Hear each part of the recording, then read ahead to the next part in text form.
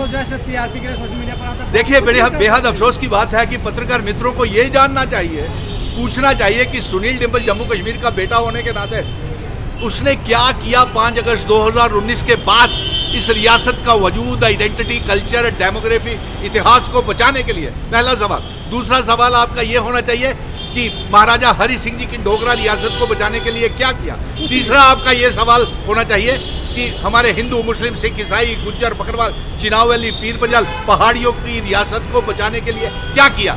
मैं आपको बताता हूं कि सुनील डिम्पल वाहिद वो शख्स है, जम्मू कश्मीर का बेटा, जिसने आप पत्रकार मित्रों को पहले दिन 5 अगस्त 2019 को ही कहा था कि मैं ये जंग का ऐलान कर रहा हूं, मैं रियासत का दर्जा, स्पेशल स्टेटस 370-35 से अपने बुजुर्गों की पगड़ी मान सम्मान के साथ वापस लेकर के आऊंगा।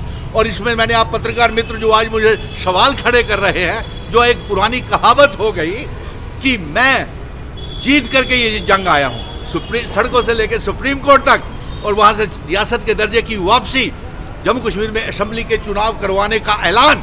और यही नहीं, तमाम पॉलिटिकल पार्टीज को मैंने आपसे कहा था पत्रकार मित्रों कि मैं जम्मू कश्मीर की 1 करोड़ 30 लाख अवाम, नौजवानों को और तमाम पॉलिटिकल पार्टीज को एक मंच के ऊपर, प्लेटफॉर्म के ऊपर लाऊंगा। और आज मेरा विजन डॉक्यूमेंट सुनिए, हमने एक अलायंस बनाया।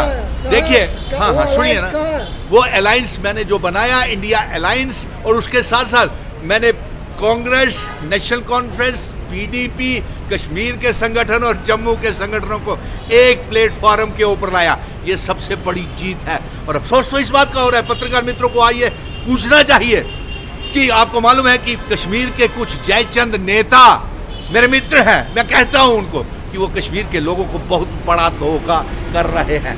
वो एनडीए का, भारतीय जनता पार्टी, जिसने रियासत को तोड़ा, हमारे 370 को हटाया और उसके साथ साथ हमारा स्टेट सब्जेक्ट, स्पेशल स्टेटस सब छीन लिया, हमारे रेत, बजरी, पहाड़, पावर प्रोजेक्ट सब नीलाम कर दिए।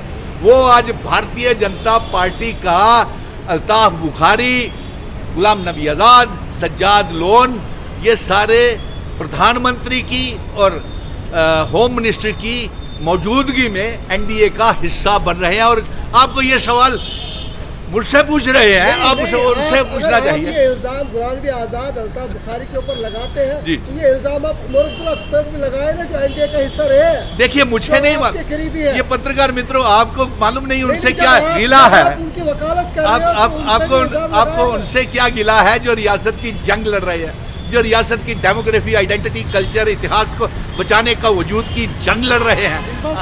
आपने ना स्टेटमेंट वापस दिलवाई, ना यहाँ पर इलेक्शन 370 कोर्ट ने कहा वापस। जी, क्या जीता आपने, झूठ क्यों? अरे यार, रियासत का दर्जा तस्लीम करके मजबूरी में प्रधानमंत्री जी को बोलना पड़ा, मजबूरी में भारी दिल के साथ तस्लीम करना पड़ा। रियासत भी दूंगा, चुनाव भी करवाऊंगा, क्योंकि ये जंग सुप्रीम कोर्ट से जीत करके रियासत का दर्जा वापस कीजिए। और चुनाव कोर्ट में जीते कहाँ? अरे हम इससे बड़ी अरे यार, आप सवाल जो तो कह रहे थे हम वापस लाएंगे, सूद समेत लाएंगे, वो तो अब अच्छा चलिए, कोई बात। आप मुझे लगता है मेरे पत्रकार मित्र जो है ये गुलाम नबी आज़ाद के हिमायती हैं, अल्ताफ बुखारी के हिमायती हैं, सज्जाद लोन के हिमायती हैं। क्या मैं ये जानना चाहता हूं, अल्ताफ बुखारी, गुलाम नबी आज़ाद, कश्मीर की जनता ये जानना चाहती है कि क्या जब आप इनके एनडीए का हिस्सा बनोगे तो क्या ये आर्टिकल 370 आपको वापस देंगे? नंबर 1। नंबर 2, क्या ये रियासत का दर्जा तो हम जीत के लाए, वो इनकी सिफारिश की हमको जरूरत नहीं है, ना अल्ताफ बुखारी की, ना गुलाम नबी आज़ाद, और ना ही प्रधानमंत्री की। नंबर 3, सुन लीजिए ना, तीन सवाल ये है कि क्या armed forces special power act ये हटाएंगे जब ये गठबंधन भारतीय जनता पार्टी के साथ करेंगे? क्या ये पीएसए हटाएंगे? क्या जो हमारे उलमा मजहबी रहनुमाओं के ऊपर, मीरवेज उमर फारूक के ऊपर जो वो लगा हुआ है, रोक लगी हुई है, नमाजें पढ़ने पे रोक है, क्या ये हटाएंगे?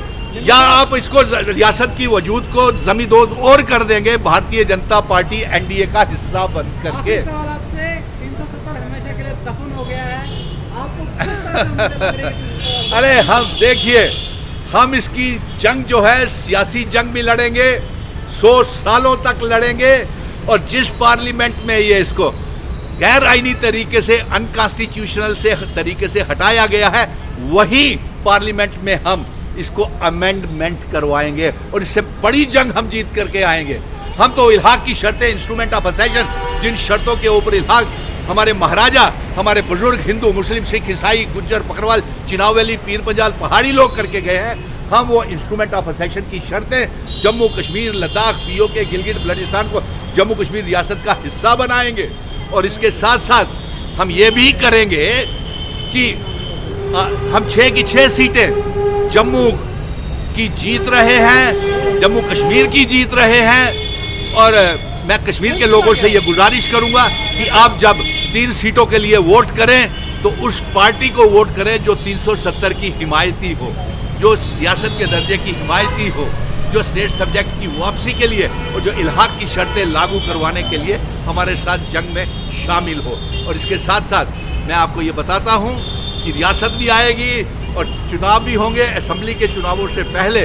लेकिन अफसोस इस बात का रहेगा कि एनडीए का हिस्सा अल्ताफ बुखारी, गुलाम नबी आज़ाद और सज्जाद लोन बन रहे हैं, ये बेनकाब हो गए। कश्मीर के पार्लियामेंट के चुनाव तो ये हारेंगे,